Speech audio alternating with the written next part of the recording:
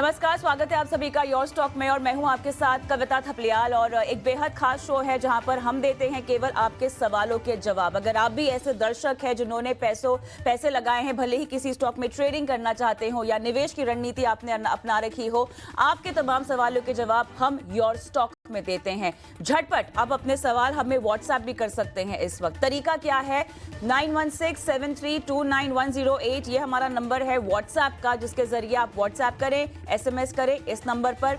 Social media के हमारे तमाम प्लेटफॉर्म्स हैं जहां पर हम देख रहे हैं कि लगातार आप सभी जो है अपने सवाल हमसे पूछ रहे हैं। भले ही एक्स हो, फेसबुक हो, यूट्यूब हो, आसानी से अपने सवाल आप पूछ सकते हैं।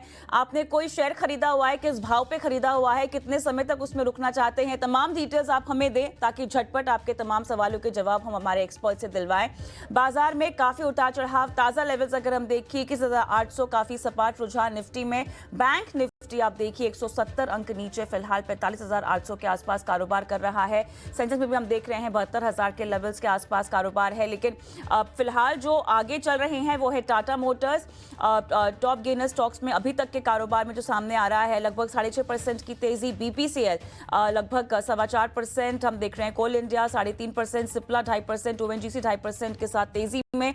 लूजर्स में यूपीएल है। क्लियरली हम देख रहे हैं बहुत सारा नतीजों का भी यहाँ पर एक जो है इम्पैक्ट वो पड़ता हुआ दिखाई दे रहा है। भारतीय Airtel 1%, Kotak bank 1%, HDFC life हम देख रहे हैं लगभग 0.5% की कमजोरी के साथ कारोबार कर रहा है। और बाजार की ब्रेथ भी फिलहाल थोड़ी कमजोर ही दिखाई दे रही है। अगर आप देखें एडवांस डिक्लाइन रेशियो तो यहाँ पे क्लियरली आपको समझ में आ जाएगा। 1225 जहाँ पर एडवांसेस हैं और 1067 जहाँ पर हम देख रहे हैं कि डिक्लाइंस फिलहाल करते हुए दिखाई दे रहे हैं। लेकिन बाजार का जो एक चेक है वो हम देख लेते हैं। हमारे आज के मेहमान जो मार्केट एक्सपर्ट के तौर पर जुड़े हैं हमारे साथ, स्वास्थ्य का इन्वेस्टमेंट के संतोष मीना और साथ ही एसएमसी ग्लोबल सिक्योरिटीज के सौरभ जैन, आप दोनों का स्वागत है हमारी इस खास पेशकश में। और संतोष आपके पास आऊंगी क्योंकि क्लियरली बाजार काफी वॉलेटाइल दिखाई दे रहा है अब तक ओपनिंग के तुरंत बाद। और ये बताएं हमें यहाँ पर आज के सत्र में क्या स्टॉक स्पेसिफिक एक्शन होना चाहिए, और साथ ही निफ्टी काफी सपाट है, क्या लेवल्स आपको लग रहे हैं रेजिस्टेंस के तौर पर? Yes, first of all, good morning, Kavita, and good morning, everyone. So, Nifty, yes, आज volatile है, लोअर लेवल आज थोड़ा सा लोअर लेवल से एक अच्छी रिकवरी आई, लेकिन ऊपर के लेवल पे भी प्रेशर देखने को मिल रहा है। तो नीचे 20,800, 21,800, 21,800 एक रेजिस्टेंस है और ऊपर में 22,000 एक 21,800 सपोर्ट है एंड 22,000 इज रेजिस्टेंस। सो एक ये बैंड है 200 पॉइंट का, तो उस बैंड में आपको प्ले करना चाहिए। इन केस 21,800 ब्रेक होता है तो 21,650 जो निफ्टी को 20 डे मूविंग एवरेज है वो नेक्स्ट सपोर्ट लेवल रहेगा। और अगर किसी भी वजह से 22,000 का लेवल क्रॉस करने में निफ्टी कामयाब हो जाती है तो मुझे लगता है और शॉर्ट कवरिंग मूव देखने को मिल सकता है। तो फॉर टाइमिंग निफ्टी रेंज में स्टॉक स्पेसिफिक अप्रोच रखना चाहिए। आज भी आप नोटिस करोगे तो पीएसयू स्टॉक्स में बहुत अच्छा मोमेंटम है, जिन कंपनियों के नतीजे अच्छा है, स्पेशली टाटा मोटर्स में एक अच्छा मोमेंटम बना हुआ है। बैंक निफ्टी की बात करें तो बैंक निफ्टी आज रिलेटिवली अंडर परफॉर्म कर रहा है, बट फिर भी बहुत ज्यादा ऐसी कोई मेजर वीकनेस के साइन नहीं है वहां भी।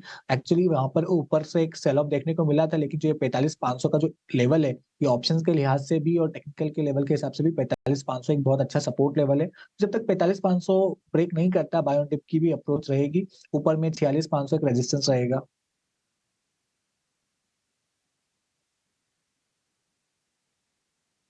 सलाह निफ्टी और बैंक निफ्टी पर बाय ऑन डिप्स की रणनीति आप अपना के चल सकते हैं। चलिए अब आगे बढ़ते हैं और फोकस करते हैं नतीजों पर। तीसरी तिमाही में रेमंड ने अपने नतीजे घोषित किए। आय में 10% की बढ़ोतरी हुई तो मुनाफे में 94% का उछाल आया। साथ ही मार्जिन में भी सुधार देखने को मिला है। नतीजों और ग्रोथ आउटलुक पर चर्चा करने के लिए हमारे साथ जुड़े हैं कंपनी के group CFO Amit Agrawal. Amit ji, thank you so much ET Now Swadesh को समय देने के लिए। तो काफी शानदार नंबर, स्पेशली अगर मार्जिन देखेंगे तो 14.7% से बढ़कर इस बार के मार्जिन के जो आंकड़े आए हैं वो 15.2% पर आए हैं। आपसे समझना चाहेंगे, जब इसके पहले जनवरी की शुरुआत में जब आपसे बात हुई थी तब आपने कहा था कि वेडिंग डिमांड इतनी अच्छी नहीं नजर आ रही है जितनी की एक्सपेक्ट की जाती थी, लेकिन उसके बावजूद आपके मार्जिन के नंबर्स काफी स्ट्रांग आए हैं। उसके पीछे की वजह क्या है और आगे के लिए क्या आउटलुक देंगे आप? जी, बिल्कुल धन्यवाद मुझे अपनी चैनल पे बुलाने के लिए। आपने बिल्कुल सही बताया कि जो हमारा वेडिंग की डिमांड थी, वो इतनी अच्छी नहीं आई। अगर हम देखें तो ये जो क्वार्टर था, इसमें अक्टूबर में दशहरा, नवंबर में दिवाली, इसका बहुत अच्छा पॉज़िटिव इम्पैक्ट दिखा था और हम ये एक्सपेक्ट कर रहे थे कि ये डिमांड कंटिन्यू करेगी, ये ट्रेंड कंटिन्यू करेगा। किंतु जो डिमांड थी वो शादी की, एक तो नंबर ऑफ डेज कम थे शादी के, दूसरी तरफ ये देखने में आता है कि लोगों ने उस तरीके से खरीदारी नहीं करी क्योंकि इन्फ्लेशन का थोड़ा प्रेशर है, थोड़ा लोग डिफरेंट एक्सपीरियंसेस में जा रहे हैं, इस तरीके से कपड़ों की खरीदारी थोड़ी कम हुई। किंतु अगर हम अपनी बात करें तो हमने 2-3 चीजें जो करी, जो हमारे बिजनेस में बहुत अच्छा सपोर्ट लाती है। एक तो अगर आप ब्रांडेड अपैरल की बात करें, जो हमारे चारों ब्रांड्स हैं, उसमें काफ़ी अच्छी ग्रोथ देखने को मिली। अगर आप देखें तो ऑलमोस्ट हमने 20% का रेवेन्यू ग्रोथ किया है और 50% का करीब-करीब हमारा एबिटा ग्रोथ है। तो इसकी 2 वजह है कि एक तो हमने जो पिछले 12 महीने में करीब-करीब 200 स्टोर्स से प्लस हमने खोले हैं और जो हमारे एथनिक्स की रेंज है कि जो कि काफ़ी यूज़ होता है शादियों में, फेस्टिवल्स में, उसके हमारे 100 स्टोर खुल गए और अभी 31 दिसंबर के बेसिस पे बात करें तो 105 स्टोर हो चुके हैं। तो क्या होता है कि बड़ी सिंपल सी बात है, जो दिखता है वो बिकता है। तो अगर हमारे स्टोर्स में दिखेंगे, स्टोर्स में हमारा प्रोडक्ट है और सबको ये पता है कि रेमंड की जो क्वालिटी है वो सर्वोत्तम है, उसमें कोई कॉम्प्रोमाइज़ नहीं होता। तो इस तरीके से हमारे को वो बहुत अच्छा देखने को मिला। दूसरी तरफ अगर देखें तो जो शूटिंग्स भी है वो फ्लैट था, ऐसा नहीं हुआ कि डिग्रो किया। वो भी एक हमारा जो एफर्ट था, हमारे जो प्रोडक्ट की क्वालिटी है, जो हमारा कस्टमर के पास रीच है, उसके कारण हम फ्लैट डिलीवर करें, नहीं तो कंपैरेटिवली मार्केट बहुत ही सबड्यूड थी। तीसरी बात अगर हम देखें तो हमारा जो रिजल्ट है, इसके अंदर हमारा रियल एस्टेट का जो रेवेन्यू है, वो करीब-करीब 50% से ग्रो किया है। इसके क्या रीज़न है? सिंपल कि हमने नए टावर लॉन्च किए हैं जो, उसमें सेल बहुत अच्छी देखने को मिली, प्लस हमारा जो कंस्ट्रक्शन पेस है, वो काफ़ी फास्ट था, जिसके कारण कि हमारा जो रिजल्ट है, वो काफ़ी इम्प्रूव होता वो हुआ इस क्वार्टर में। और ये बात क्लियर है कि मैंने जब भी आपसे बात करी कि हमने बताया कि हमारे जो क्वार्टरली नतीजे हैं, वो कंसिस्टेंटली इम्प्रूव कर रहे हैं। तो अगर आप देखें तो पिछले 10 क्वार्टर से क्यू ऑन क्यू बेसिस पे हमारा जो रिकॉर्ड होता है वो हर बार हम ब्रेक करते हैं। तो और इस कंपनी के लिए ये पहली बार हुआ कि हमने 400 करोड़ से ज़्यादा का एबिटा, जो 426 करोड़ का एबिटा है, वो डिलीवर किया है इस क्वार्टर में। और 17% plus margin in this market seems to be a strong, काफ़ी अच्छा बेहतर प्रदर्शन देखने को मिला है। आए हमें अमित साहब, अगर हम ओवरऑल मार्जिन्स को देखें तो यहाँ पर थोड़ी सी बेहतरी की ओर आंकड़े जाते हुए दिखाई दे रहे हैं, लेकिन इसके पीछे आपको क्या वजह दिखाई दे रही है? सनराइज सेक्टर्स को लेकर किस तरह से ये लेवल्स आपको आगे सस्टेन होते हुए दिखाई दे रहे हैं?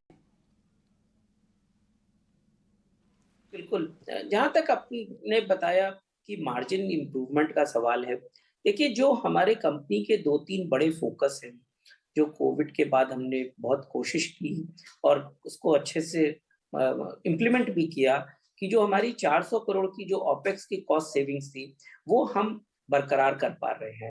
और इसी के कारण से हमारा जो कंसिस्टेंट रेवेन्यू ग्रोथ होता है, आज रेवेन्यू ग्रोथ कैसे हो रहा है कि हम प्रोडक्ट को जैसे ब्रांडेड अपैरल में प्रीमियमाइजेशन ले आए, कैजुअलाइजेशन। लोग हमको हमेशा ये सोचते थे कि सिर्फ ये ऑफिस जाने वाली ब्रांड है। आज सब तरह के लोग हमारे कपड़े खरीदते हैं, क्योंकि वो इवनिंग वेयर में भी जा सकते हैं, शाम को लेजर में भी जा सकते हैं, ट्रैवल के लिए यूज़ कर सकते हैं। तो इस तरीके से हमने जो अपनी रेंज एक्सपैंड की, न कि सिर्फ अपैरल में, बल्कि शूटिंग्स में भी एक्सपैंड करी, शर्टिंग में भी एक्सपैंड करी, तो वो एक काफ़ी बेहतर हमको मदद करता है मार्जिन इम्प्रूवमेंट के लिए। और कॉस्ट के ऊपर काफ़ी कड़ा कंट्रोल है। जहाँ तक इंजीनियरिंग बिज़नेस का सवाल है कि इंजीनियरिंग में एक पार्ट है हमारा फाइल्स का, जो कि इंजीनियरिंग कंज्यूमेबल के तहत आता है। उसमें बहुत बड़ी एक्सपोर्ट की मार्केट है हम लोगों की, जो जाता है अफ्रीका में, लैटिन अमेरिका, साउथ अमेरिका में। उन मार्केट्स में बिकॉज़ फॉरेन करेंसी की थोड़ी तंगी है उस मार्केट्स में, इसलिए वहाँ पर जो एक्सपोर्ट है, वो उस मात्रा में नहीं हो पा रहा है, जिस लेवल में हम लोग सोचे थे। और पिछले साल के कंपैरिजन और कम हो गया है, जो कि हमारे बिज़नेस को इम्पैक्ट कर रहा है। इसलिए हमारे बिज़नेस में ये तकलीफ है कि मार्जिन थोड़ी गिरी है। और दूसरी तरफ अगर हम उसकी बात करें, अपना जो सनराइज सेक्टर की जो माइनिंग प्रिसिशन में हमने एक्विजिशन किया है, वो aerospace, defence, EV, electrical vehicle components में काफ़ी अच्छा उनका काम है और इसी कारण से हमने वो एक्विज़िशन किया है, क्योंकि हम एक्सपेक्ट करते हैं कि ये मार्केट काफ़ी एक्स्पोनेंशियल ग्रो करेगी। तो ओवरऑल बिज़नेस जो हमारा पिछले साल FY 23 में करीब-करीब 1600 करोड़ का रेवेन्यू था और 220 करोड़ का एबिटा था। हम एक्सपेक्ट करते हैं अगले 4 से 5 साल में कि हमारा ये ऑलमोस्ट दोनों चीज़ रेवेन्यू भी और एबिटा दोनों ऑलमोस्ट डबल हो जाएगा। तो इस तरीके से हमारी ग्रोथ काफ़ी फास्ट होगी इस बिज़नेस में, इंजीनियरिंग वर्टिकल में। ठीक है, थैंक यू अमित जी आपका आज समय देने के लिए और नतीजों पर हमसे चर्चा करने के लिए। तो ये थे रेमंड के मैनेजमेंट मार्जिन और आगे के ग्रोथ आउटलुक पर चर्चा करते हुए। झटपट रैपिड फायर राउंड आपके सवालों का करते हैं। रितेश साहब दिल्ली से मेरे साथ जुड़ गए हैं, धनलक्ष्मी बैंक पर इनका सवाल है। रितेश, गुड मॉर्निंग, कितने पे खरीदा है? मैम धनलक्ष्मी बैंक मैंने खरीदा है 56 रुपए पे। और कितना रुकना चाहते हैं? अब मैं रुक सकता हूँ, मतलब कि 1 महीने 2 महीने अगर अच्छा मुनाफा होता है तो। चलिए संतोष, 1-2 महीने का समय है। धनलक्ष्मी बैंक 56.25 इनकी बाइंग प्राइस है, झटपट बताएं। यस, ये स्टॉक में एक मोमेंटम बना है, अभी लोअर सर्किट लग रहा है। मेरी सलाह रहेगी कि स्टॉक में काफी एक्सटेंडेड मूव आ चुका है, एक निकलने की अपॉर्चुनिटी ढूंढना चाहिए। इसके बजाय दूसरी बैंकों में आप मूव कर सकते हैं, लाइक बैंक ऑफ इंडिया जैसे आज डाउन है तो वहां मूव कर सकते हो। जहां quality bank like SBI top 3-4 PSU banks में मूव कर सकते हो इंस्टेड ऑफ धनलक्ष्मी बैंक। ठीक है, तो ये है सलाह धनलक्ष्मी बैंक पर। अगला सवाल हमें महाराष्ट्र से आया है शुभम जादव जी का। इंडिया बुल्स रियल एस्टेट ये स्टॉक है इनके पास, 490 शेयर्स हैं, 153 पर इनकी खरीद है। सौरभ जी क्या सलाह देंगे? इंडिया बुल्स रियल एस्टेट लिया है इन्होंने। गुड मॉर्निंग पूजा जी। जी उतनी अच्छी कंपनी नहीं है रियल एस्टेट में। और भी दिग्गज काफी अच्छे नाम है जैसे कि प्रेस्टीज एस्टेट, DLF, शोभा। हालांकि उसमें भी काफी अच्छा रन अप आया हुआ है। मैं समझता हूँ कि रियल एस्टेट में अगर आपको एक्सपोजर लेना है तो इन इन कंपनियों में लेना चाहिए और थोड़ा सा भी वेट करना चाहिए करेक्शन के लिए। सर पर सवाल चाहते हैं चौधरी साहब मध्य प्रदेश से, और संतोष, JP पावर है इनके पास 18.10 पर।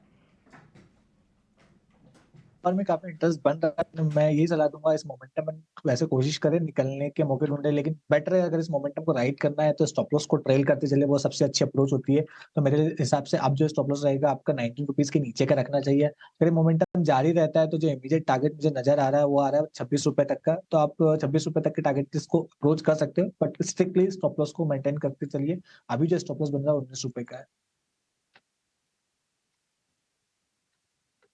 ठीक है, तो ये है सलाह जयप्रकाश पावर पर। अगला सवाल हमें आया है मध्य प्रदेश से ही आनंद जैन का, और इनके पास मुथूट माइक्रो फाइनेंस के स्टॉक हैं, 50 शेयर्स 291 पर इन्होंने लिया हुआ था और अब नुकसान हो रहा है, 245 पर स्टॉक कारोबार भी कर रहा है। सौरभ जी क्या सलाह होगी आपकी इस स्टॉक पर?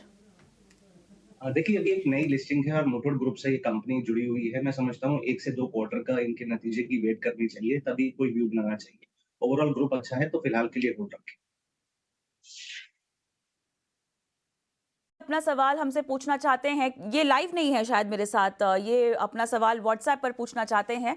लाइव है, ओके। गौतम साहब नमस्कार, टाटा मोटर्स लिया है किस भाव पर? हाँ मैम नमस्कार, मैं गुजरात से। टाटा मोटर 2020 में कोरोना के टाइम पे मैंने 500 क्वांटिटी 70 रुपए पे खरीदा था, तो क्या ये ओवर वैल्यू हो गया? आपके मुनाफा तो आप बढ़िया कमा रहे हैं, और रुकना चाहते हैं? मेरा बस एक छोटा सा सवाल है, ये ओवर वैल्यू नहीं है ना? मतलब अब ज्यादा तो नहीं हो गया ना? चलिए इसकी भी समझाइश देते हैं, रणनीति भी बताते हैं सौरभ। देखिए अगर टाटा मोटर की बात की जाए तो कंपनी का जो बिजनेस है वो काफी अच्छा चल रहा है। जो इनके बाहर में प्रोडक्ट बिकते हैं, लैंड रोवर, जैगुआर, वहां पर इंटरनेशनल मार्केट्स में काफी अच्छी सेल आ रही है। शॉर्ट टर्म में लगता है कि स्टॉक ने काफी अच्छा रन अप लिया है, तो हो सकता है थोड़ा सा करेक्शन भी ले ले या कंसोलिडेशन में चला जाए। पर वैल्यूएशन जिस तरह से ग्रोथ आ रही है तो वैल्यूएशन के लिहाज से उतना महंगा नहीं लग रहा है, क्योंकि कंपनी का जो सिनेरियो है, ऑपरेशनल परफॉर्मेंस है, वो एकदम काफी अच्छा चेंज हो गया है। अगर आपने लंबे समय के लिए रखना चाहते हैं, साल 2 साल और रुकना चाहते हैं, तो बिल्कुल रुक सकते हैं। अन्यथा अगर आपका शॉर्ट टर्म, अगर आपको कुछ पैसे चाहिए तो आप यहाँ पर थोड़ा बहुत प्रॉफिट बुकिंग कर सकते हैं। खुश हमारे YouTube के एक दर्शक हैं, हालांकि उनका हैंडल का नाम मुझे पता है, सक्सेस इज पावर, उनका नाम उन्होंने मुझे नहीं बताया है। जोमैटो पर उनका सवाल है। अच्छा, देव खुशवाहा, माफ कीजिएगा नाम लिखा है उन्होंने। जोमैटो के 100 शेयर हैं 97 के प्राइस पर, क्या करेंगे? यस, ज़ोमैटो की बात करें तो इसमें एक स्ट्रॉन्ग बुलिश मोमेंटम बना हुआ है। आज थोड़ा-सा प्रॉफिट बुकिंग देखने को मिल रही है, बट मेरा व्यू अभी भी बुलिश ही है। अगर इसको इनको छोटा स्टॉप लॉस रखना है, अगर स्टॉप ट्रेल करते जाना है तो उनके लिए स्टॉप लॉस रहेगा ₹135 का। लेकिन मेरे थोड़ा-सा बड़ा नज़रिया है तो ₹200 तक के भी टारगेट देखने को मिल सकता है और वाइड स्टॉप लॉस रहेगा इनका ₹124-25 के आसपास का। बट इस तेज़ी को ट्रेड करिए, अभी भी कोई इस स्टॉक में वीकनेस के साइन नज़र नहीं आ रहे हैं। यहाँ पर संतोष, आईआरएफसी को लेकर लोगों में थोड़ा सा असमंजस है। अब बताएं, इसमें अगर किसी को नई एंट्री इनिशिएट करनी हो, क्योंकि आईआरएफसी को देखकर मैं देख रही हूँ, एक तो पेटीएम और उसके बाद ये स्टॉक है जो सब पूछना चाह रहे हैं ज़्यादा। बताएं यहाँ पर कितने का टारगेट लगाना चाहिए अगर किसी को लगाना हो तो, शॉर्ट टर्म। कविता जी, आप मेरा क्वेश्चन मुझसे पूछा है? हाँ संतोष। Okay, okay. तो यस, आईआरएफसी में मुझे थोड़ा-सा रिस्क नज़र आ रहा है। एक बार एक कहीं न कहीं टॉपिंग आउट के सिग्नल्स देखने को मिल रहे हैं। रेलवे स्टॉक्स में एक बहुत बड़ी रैली देखने को मिली थी। हम अभी भी पीएसयू स्टॉक्स पे बुलिश है, बट कुछ स्टॉक्स ऐसे हो सकते हैं जहाँ प्रॉफिट बुकिंग आ सकती है। तो मेरी सलाह आईआरएफसी को लेकर रहेगी कि जिसके पास है एटलीस्ट 70 टू 80% प्रॉफिट तो बुक कर ले। अगर रिमेनिंग पोजीशन को राइड करना चाहते हैं तो उनके लिए स्टॉप लॉस रहेगा आपके सामने ₹144 का। टाटा मोटर्स पे बहुत सारे लोग सवाल पूछ रहे, जिसका हमने जवाब यहाँ पर दे दिया है। जुबिलेंट फूडवर्क्स, सौरभ, कोई स्पेसिफिक सवाल तो नहीं है, केवल रवि हमारे एक दर्शक है जिन्होंने जुबिलेंट फूडवर्क्स पर बोला है कि क्या सलाह आप देना चाहेंगे। देखिए, कंपनी के नतीजे जहाँ तक मुझे याद है उतने अच्छे नहीं आए थे। सेम स्टोर सेल्स ग्रोथ उतना अच्छा नहीं रहा था, एडिशन उतना अच्छा नहीं रहा था। शायद इसीलिए स्टॉक का परफॉर्मेंस नहीं आया है। मैं समझता हूँ कि निकल जाए तो बेहतर है। सीड्स हैं, हमारे हेमंत तोलानी एक दर्शक हैं जो इस वक्त देख रहे हैं। संतोष, 740 की खरीद है व्हिच स्टॉक का? Seed. Okay, Kaveri seed. Yes, Kaveri seed की बात करें तो स्टॉक अंडर प्रेशर में आया है बजट के बाद से। बजट के चक्कर में स्टॉक भागा था। मेरी सलाह रहेगी अगर इनको स्टॉप लॉस रखना है तो 620 के आसपास का बड़ा स्टॉप लॉस रख सकते हैं और बेटर होगा या इससे बाहर होकर कहीं और अपॉर्चुनिटी देखें, क्योंकि मार्केट में कई सारी अपॉर्चुनिटीज है। यहाँ मुझे उस तरह की तेजी के रुख नजर नहीं आ रहे हैं। स्टॉप लॉस लेकर आपको अगर निकलना चाहें तो निकल भी सकते हैं। एक सांघी इंडस्ट्रीज का लॉन्ग टर्म का व्यू है। सौरभ, आप लेंगे सवाल? गजेंद्र हमारे दर्शक हैं। पुरानी कंपनी है और जिस तरह से इंडस्ट्री का ग्रोथ चल रहा है, कैपिटल गुड इंडस्ट्री चल रही है, तो उससे रिलेटेड कारोबार में कंपनी है। तो मुझे लगता है कि आप बिल्कुल लंबे समय के लिए रख सकते हैं। टीपीसीएल पैकिंग, उमंग हमारे दर्शक हैं, संतोष जो सवाल पूछना चाह रहे हैं। Which stock? TPCL packaging.